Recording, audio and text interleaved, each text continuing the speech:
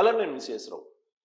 Open AI CEO Sam Altman ఇప్పుడు ఆయన భారత్కు వస్తున్నారు. ఫిబ్రవరి 5వ తారీఖున ఆయన భారత్కు వచ్చేటువంటి అవకాశం ఉంది అని చెప్పి తెలుస్తుంది.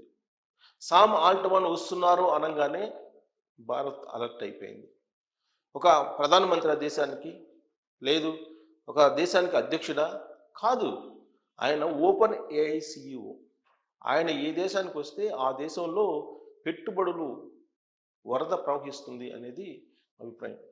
అందుకే ఇప్పుడు సిఇఓగా ఓపెన్ అయిపోయినటువంటి సామ్ వస్తున్నారని అంటే భారతదేశంలో ఉండేటువంటి రాష్ట్రాల ముఖ్యమంత్రులు కూడా అలర్ట్ అయిపోతున్నారు.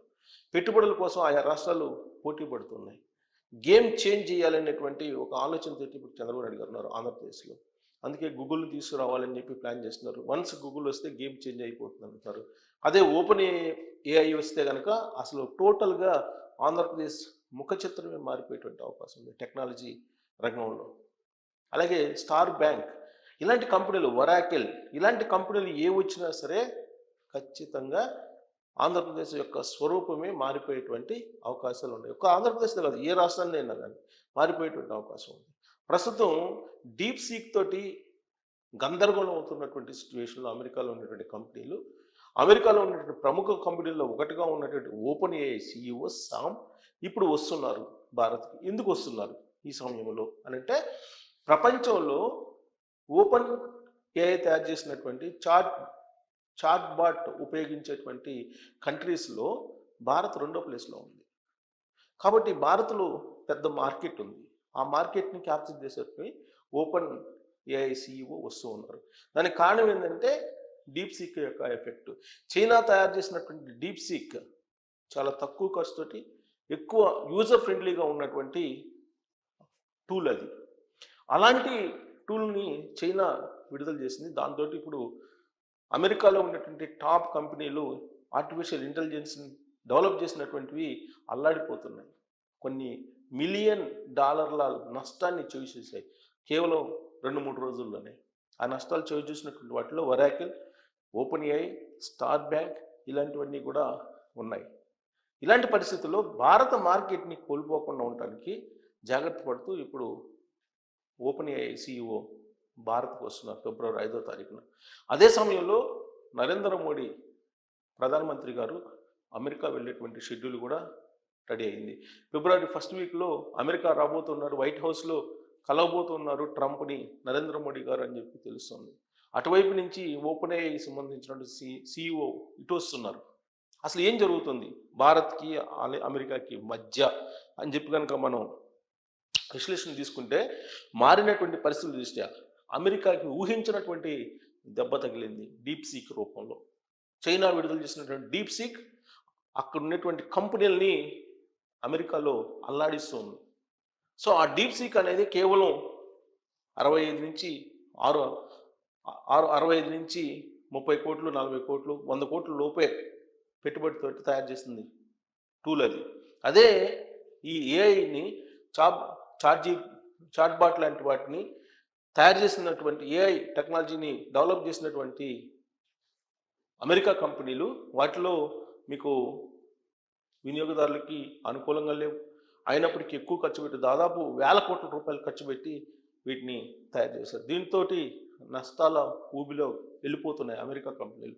ఇలాంటి పరిస్థితుల్లో ఓపెన్ ఏఐ సిఇఓ వస్తున్నారు. ఓపెన్ ఏఐ సిఇఓ ఎవరో కాదు, ప్రధానమంత్రిగా నరేంద్ర మోడీ గారు ఉన్న టైంలో 2023లోనే ఆయన ఒకసారి విజిట్ చేశారు.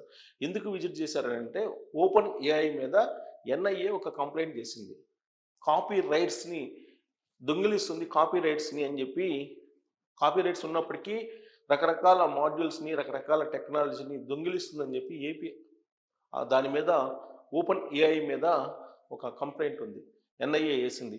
ఆ ఎన్ఐఏకి సంబంధించిన కేసు ఆల్రెడీ ఇప్పుడు కొనసాగుతుంది. సో ఇప్పుడు ఓపెన్ ఏఐ మీద ఉన్నటువంటి కేసును కనుక రివోక్ చేసుకోకపోతే భారత మార్కెట్లో కూడా నిలదొక్కుకోలేనటువంటి పరిస్థితి.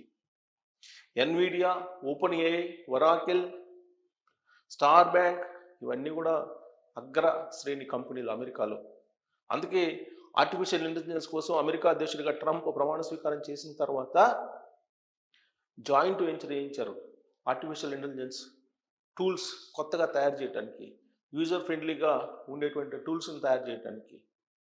ఇప్పుడు దానికి ఆ 3 కంపెనీలు స్టార్ బ్యాంక్, తర్వాత ఓపెన్ ఏఐతో పాటు ఒరాకిల్, వీటిని ఒక 3 పెద్ద కంపెనీలని ఒకే చోట జాయింట్ వెంచర్ వేయించడం ద్వారా ఓపెన్ ఏఐకి, ఆర్టిఫిషియల్ ఇంటెలిజెన్స్కి వరల్డ్ హబ్గా అమెరికా ఉండాలని ట్రంప్ భావించారు. కానీ ఇప్పుడు ఆ సంతోషం ఎంతో కాలం లేదు.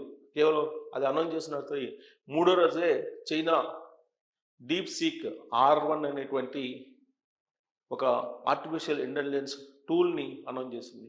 అంతేకాదు ఆ టూల్కి సంబంధించి ఆ R1ని ఇప్పుడు యాపిల్ ఫోన్స్లో కానీ లేదా ఆండ్రాయిడ్స్లో కానీ డౌన్లోడ్ చేసుకుంటున్నటువంటి వాళ్ళు పెరిగిపోయారు. దాని ఫలితంగా అమెరికా కంపెనీలు ఓపెన్ ఏఐ కానీ లేదా ఒరాకిల్ కానీ లేదా స్టార్ బ్యాంక్ కానీ తయారు చేసినటువంటి ఎన్విడియా కానీ ఈ తయారు చేసినటువంటి వాటిని యాప్స్ని ఎవరు డౌన్లోడ్ చేసుకోవట్లేదు ఆర్టిఫిషియల్ ఇంటెలిజెన్స్కి సంబంధించి.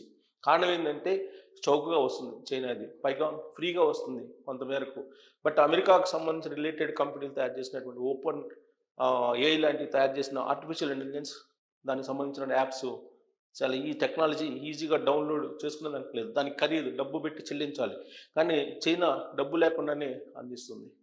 సో ఇలాంటి పరిస్థితుల్లో ఇప్పుడు వస్తున్నటువంటి సీఈఓని తన వైపు, తన రాష్ట్రం వైపు మళ్లించాలని చంద్రబాబు నాయుడు గారు ప్రయత్నిస్తున్నారు.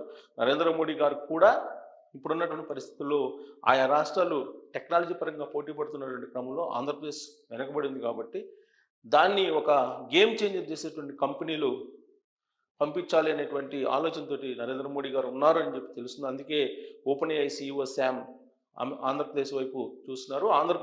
ఆయన షెడ్యూల్ ప్రకటించిన వెంటనే ఆంధ్రప్రదేశ్ ప్రభుత్వం, ఆంధ్రప్రదేశ్ ఐటీ శాఖ మంత్రి లోకేష్ గారు ఫాలోఅప్ చేస్తూ ఉన్నారు.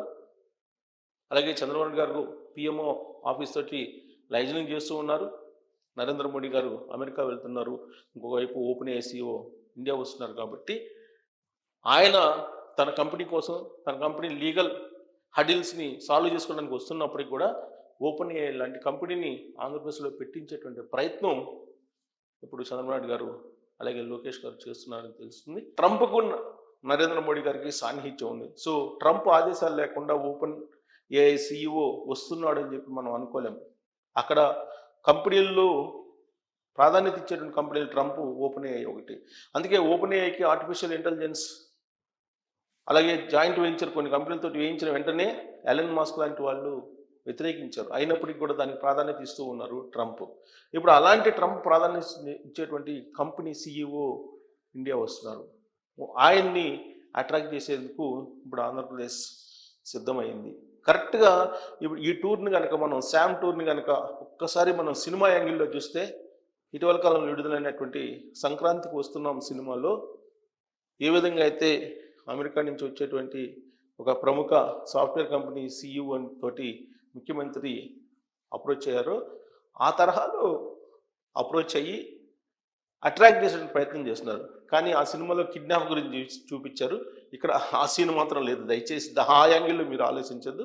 బట్ ఆయా రాష్ట్రాల్లో నెలకొన్న పరిస్థితుల దృష్ట్యా ఏ సీఈఓ అమెరికా నుంచి ఇండియా వస్తున్నట్టు క్రమంలో ఆంధ్రప్రదేశ్కి ఆయన్ని తీసుకొచ్చేందుకు ప్రయత్నాలు జరుగుతున్నాయి. అది ఎంతవరకు ఫలించే అవకాశం ఉందనే దాని మీద కామెంట్ రూపంలో మీ అభిప్రాయాన్ని తెలియజేయచ్చు.